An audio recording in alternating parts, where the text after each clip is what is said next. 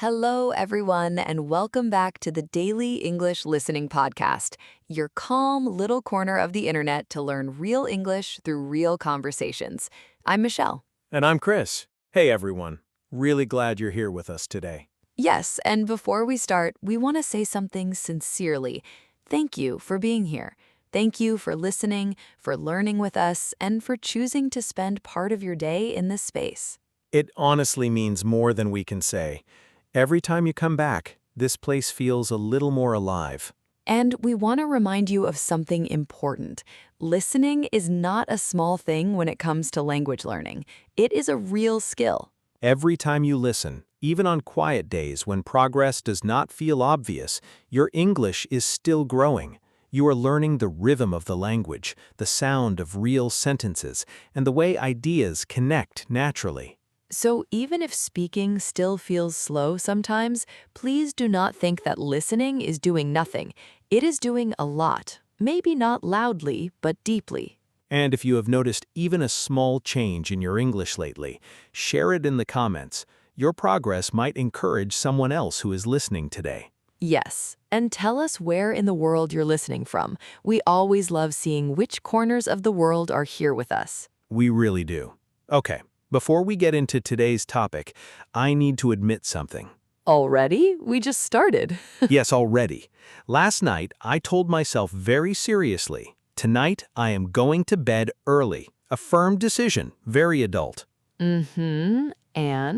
And at midnight, I was still awake listening to a true crime podcast, 8 episodes in. I don't even remember starting episode 2. Chris, why? You were not even involved in any of these crimes. I know, I have no connection to any of them. I don't even know these people, but somehow the narrator's voice said, "Stay with us." And I said, "Fine, yes, always."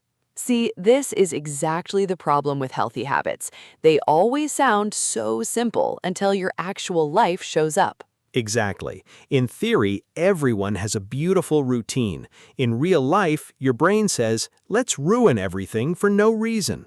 You make one good plan and then suddenly you're tired, emotional, a little hungry, and somehow your phone is in your hand like it has always been there. That is painfully accurate. So yes, today we're talking about healthy habits that can change your life, but not in that perfect, unrealistic way. Not in the just wake up at 5 and drink green things kind of way. Right, because real healthy habits are messier than that. They're connected to stress, energy, emotions, comfort, routine, and honestly, the kind of relationship you have with yourself.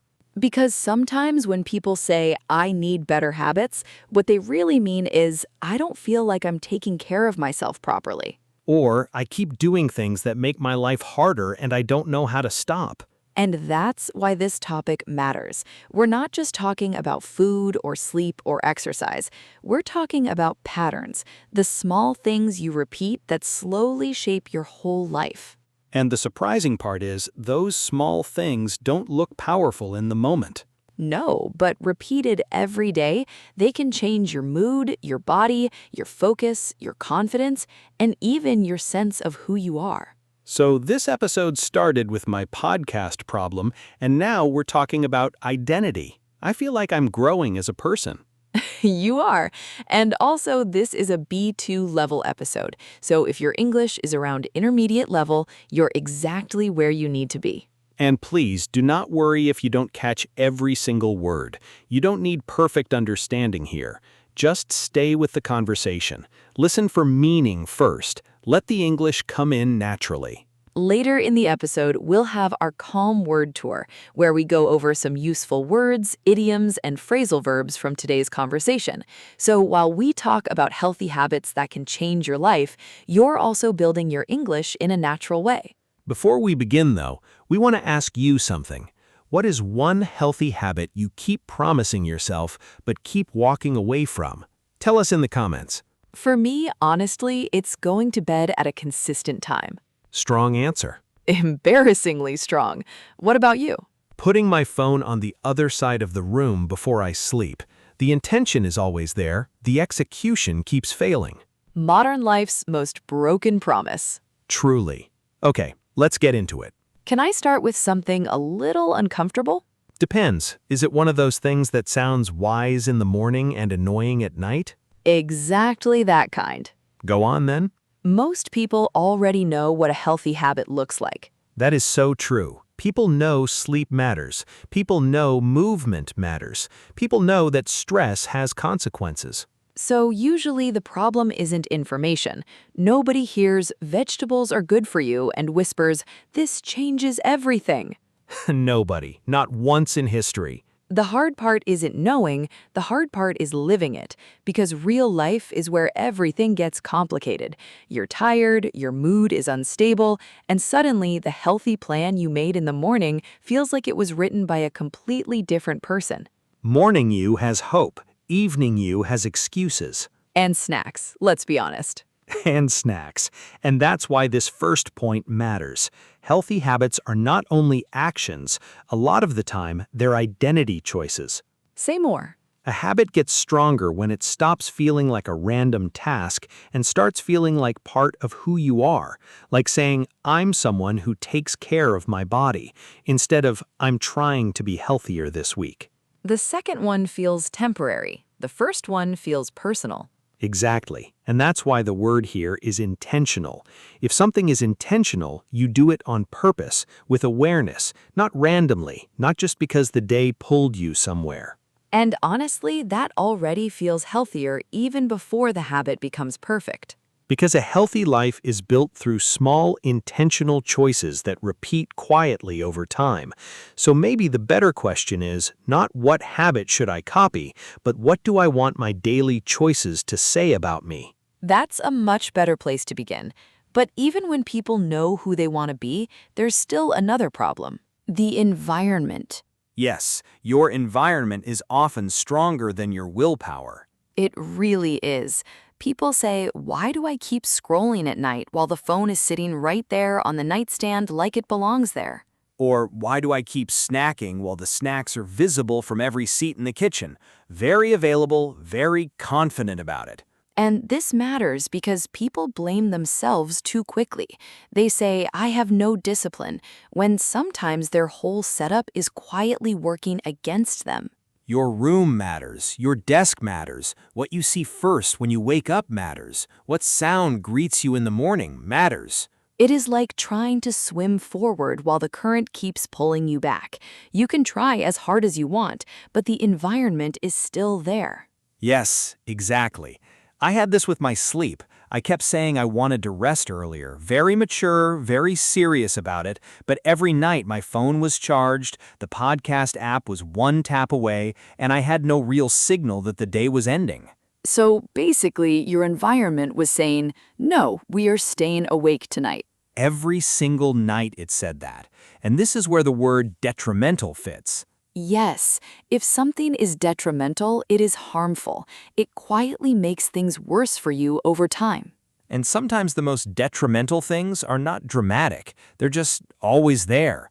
Constant noise, constant distraction, constant easy access to things that do not help you. So instead of asking, why am I so weak, maybe a better question is, what around me keeps making the unhealthy choice easier? That question is kinder and smarter, because sometimes the problem is not your character, sometimes it's your setup. And once you see that, another truth becomes clearer. A lot of unhealthy habits are not really about pleasure. They're about comfort. Yes, many unhealthy habits are emotional coping tools, and that matters a lot because sometimes people say, I'm lazy, when the real story is, I'm overwhelmed or mentally tired, or I just need to feel better right now. Stress eating, late nights you didn't plan, constant coffee, checking your phone every few minutes. A lot of these habits are emotional before they are practical. They offer temporary relief, even when tomorrow has to pay for it. I had a season like that once. I was taking on too much, sleeping too little, filling every gap with work and calling it being productive. But you were burning the candle at both ends. Exactly. If you burn the candle at both ends, you are doing too much and using too much energy without enough rest. And I thought it made me look serious and capable. It sounds very impressive from the outside. Meanwhile, my body and my mind were quietly sending very serious complaints. The formal complaint from your nervous system. Exactly, a very long letter. And that's why I think the better question is not only how do I stop this habit, but what is this habit doing for me emotionally? Is it giving me comfort, escape, relief? Because if you remove the habit without understanding what need it was filling, something else often takes its place. That's like moving the umbrella while the rain is still falling. Yes, you solve the surface problem, but not the real one. And then there's another layer, modern life itself. Modern life rewards unhealthy patterns constantly. Sit more, scroll more, sleep less, reply now, stay connected, never be still. That really is the modern lifestyle in one breath. And that's why people sometimes feel like they're privately failing when actually they're fighting something much bigger, because a lot of unhealthy choices are designed to feel easy. The convenient option is rarely the healthy one. Rest takes intention. Cooking takes intention. Going outside takes intention. But distraction? Distraction is already open and waiting. The unhealthy option is often the default. Your phone doesn't ask, "Are you sure you want to spend 40 minutes on this?" It just shows you one more thing. And this is where cut back on fits really well. Yes, if you cut back on something, you reduce it, not necessarily to zero, but to a healthier amount. Cut back on late-night scrolling, cut back on constant noise, cut back on always being available. It sounds like adjustment, not punishment, and that matters because a habit only works if it fits your actual life. Not your ideal life, not the version of you who wakes up refreshed with 2 free hours and a beautiful breakfast plan. A mythical version. Truly, I tried one of those perfect routines once. Wake up early, stretch, read, journal, meditate, prepare a proper breakfast. It looked wonderful on paper. Dangerous sentence. By day 4, I was exhausted, behind on everything, and somehow personally offended by my own alarm clock. Offended by the alarm clock is such a specific kind of tired. It really is. And that's when I realized the routine was not sustainable. If something is sustainable, it means you can actually continue it over time. It fits your energy, your real schedule, and your real life. That word changed something for me, too. I stopped asking what looks like a serious commitment and started asking what can I actually keep doing without dreading it. That's such a healthier question, because a routine you stop after 5 days is less useful than a small one you can keep for 5 months. A 10-minute walk you actually do is better than a 1-hour workout you keep moving to next week. And that's where moderation matters too. Moderation means balance, not too much of one thing, not too little of another. Which sounds simple, but people struggle with it because dramatic plans feel exciting. Humans love saying, from tomorrow, everything changes. And then tomorrow arrives and says, good luck. Exactly. But moderation is quieter. It asks, what is enough? What is realistic? What will actually support me without exhausting me? Less exciting as a caption, much more peaceful as a life. And when something finally fits your life, something beautiful starts to happen. You begin to trust yourself again. Yes, small habits build self-trust over time. And that matters so much because people think habits are only about results, but they're also about the relationship you build with yourself. Every time you keep one small promise to yourself, something inside settles a little, like, oh, maybe I can count on me. I had a small habit once that helped me more than I expected. Every morning, before anything else, I would spend 5 minutes away from my phone. Just 5 minutes. Coffee, window, nothing else. That sounds simple. Very simple, but I stuck to it. And if you stick to something, you keep doing it consistently. You stay with it. And that felt meaningful. It did. Not because 5 minutes changes everything, but because I kept that small promise to myself every morning, and that built something. Real confidence comes from that, from keeping your own word. It does, because when you keep breaking small promises to yourself, even tiny ones, your own voice starts sounding less reliable, and then people think they need a bigger plan, when sometimes they need a smaller, more honest one. I used to be very hard on myself when I missed a few days. The "I failed, it is over" feeling. Exactly. I missed Wednesday, my entire system has collapsed. The whole identity is gone. 3 days of good sleep, undone. But learning to get back on track changed everything for me. If you get back on track, you return to what was helping you after getting off course. And that phrase matters because healthy people are not people who never fall off. They are people who know how to return. Without shame, without a whole dramatic story about it. Just, okay, I drifted, let me come back. Because one difficult week does not mean you have permanently chosen the hard version of your life. The sofa is convincing, but you can always stand up. You can always stand up. And that brings us to the deepest point today. The deepest healthy habit is learning to care for yourself without punishment. That one matters so much because a lot of people start healthy habits from frustration with themselves. The tone becomes, fix yourself, hurry, be better. And that might work for a few days, but it rarely feels peaceful. And most of the time it reverses because pressure creates more stress, and stress pushes people right back toward the habits they were trying to leave. It becomes a loop. Yes, which is why health has to include something restorative. If something is restorative, it helps you recover. It gives you back energy, calm, or balance. And that changes the feeling of a habit completely. A walk becomes restorative.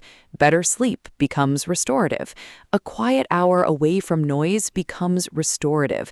Because then you're not treating yourself like a machine that needs maintenance. You're treating yourself like a person who needs care. I had a moment like that once, after a really difficult stretch. I was tired, scattered, not sleeping properly, and talking to myself in this cold, critical voice. And one evening, I almost wrote out this enormous recovery plan. Pages, rules, timings, very intense. Dangerous energy. And then I stopped and asked myself, what would actually help me feel a little better tonight? Not impressive, not productive, just better. What did you do? I tidied up my space a little, made something warm to eat, put my phone in another room, and went to bed at a normal hour. That sounds exactly right. And the important part is I did not do it because I was angry at myself. I did it because I was tired, and I needed a little care. That is such a different starting point. It really is, because when healthy habits come from self-respect, they feel steadier, less harsh, less likely to collapse under pressure. And that's where resilient comes in. If you are resilient, you can recover, adapt, and keep going after difficulty. Resilience isn't being hard and unmovable. It's being flexible enough to bend and return. More like a tree than a statue. Yes, a statue looks strong, but one deep crack and it's finished. A tree moves with the wind, bends in the storm, and the next morning, it's still there. And I think healthy habits should make you more like that tree, more able to recover, more able to return, more able to care for yourself when life gets hard. Because anyone can follow a routine during a perfect week. The real question is, can your habits still support you when the week is not perfect? Can they hold you when you're tired, stressed, starting again, or just having a very human kind of day? And maybe that's why healthy habits can actually change your life.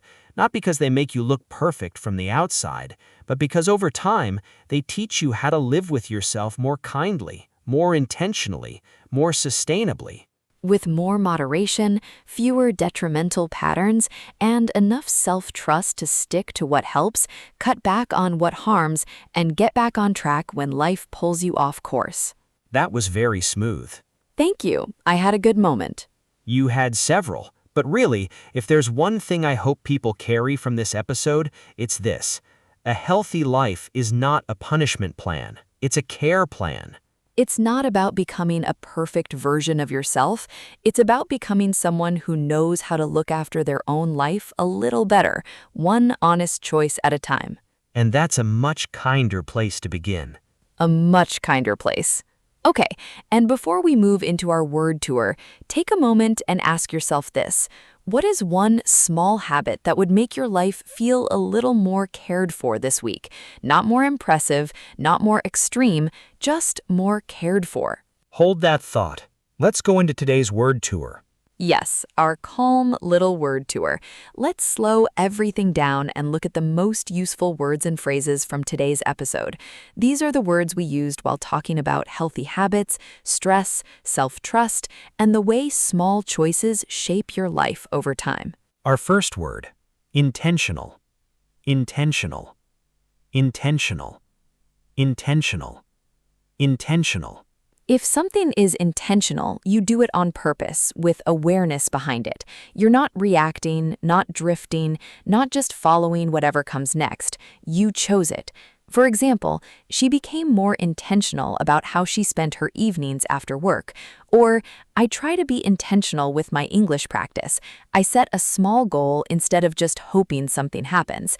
And being intentional doesn't mean being perfect.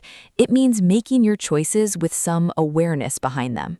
Next word, detrimental. Detrimental. Detrimental. Detrimental. Detrimental. If something is detrimental, it's harmful. It has a negative effect on you, even if that effect is quiet or gradual. For example, working late every night can be detrimental to your sleep and your mood. Or a noisy, cluttered environment can be detrimental to your focus over time. And the most detrimental habits are often the ones that feel harmless in the moment. Now, an idiom. Burn the candle at both ends. Burn the candle at both ends. Burn the candle at both ends. Burn the candle at both ends. If you burn the candle at both ends, you're doing too much and using too much energy without giving yourself enough rest. You're pushing from every direction at once. For example, she was burning the candle at both ends, trying to study, work, and take care of everything at home. Or you can't keep burning the candle at both ends and expect to feel well. And it sounds productive, but your body always remembers. Next phrasal verb, cut back on. Cut back on. Cut back on. Cut back on. Cut back on. If you cut back on something, you reduce it. Not always to zero, but to a healthier, more manageable amount.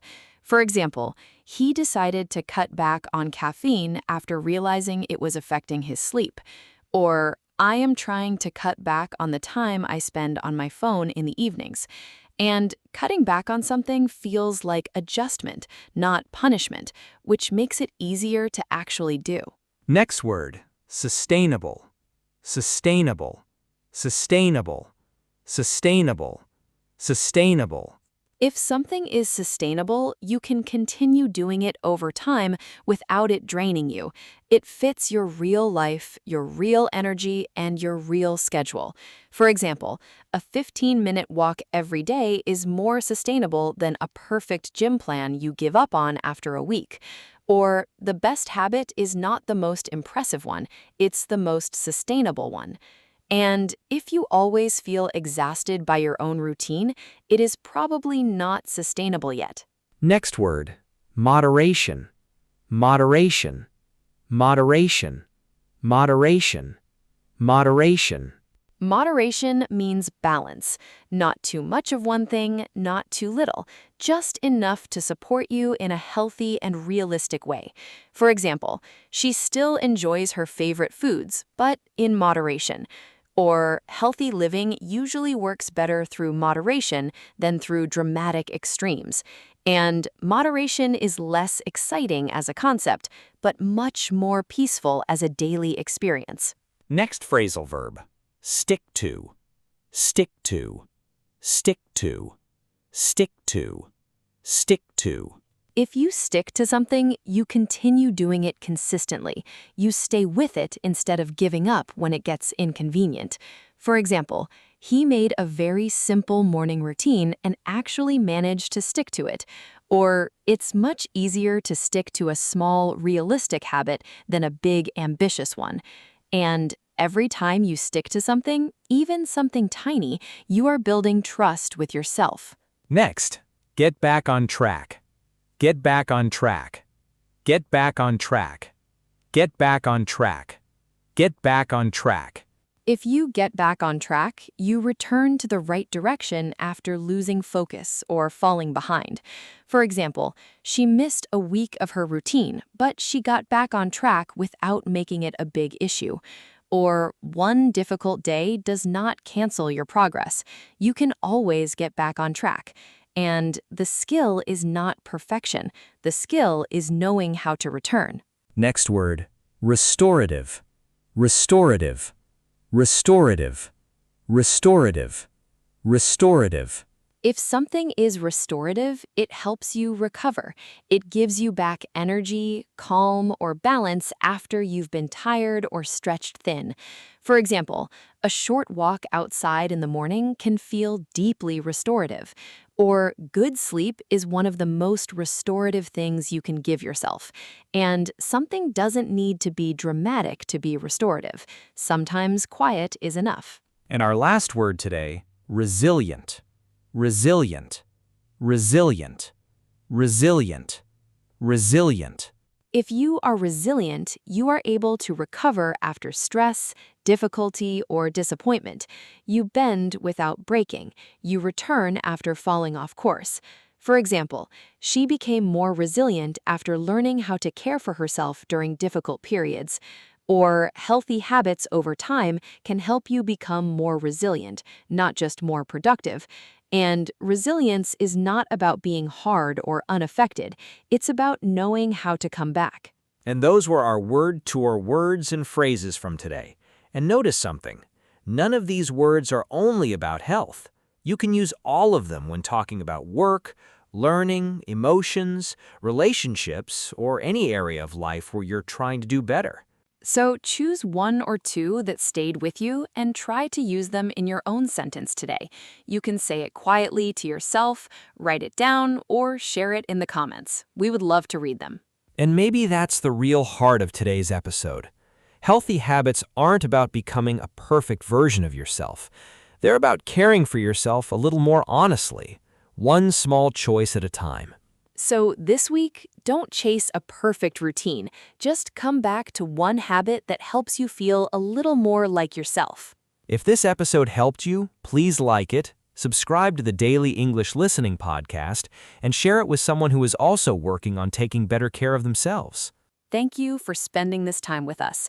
Keep listening, keep practicing, and keep turning your real life into real English. Take care of your English. And take care of yourself. This is Chris. And this is Michelle. And you have been listening to the Daily English Listening Podcast. Bye, everyone. Bye.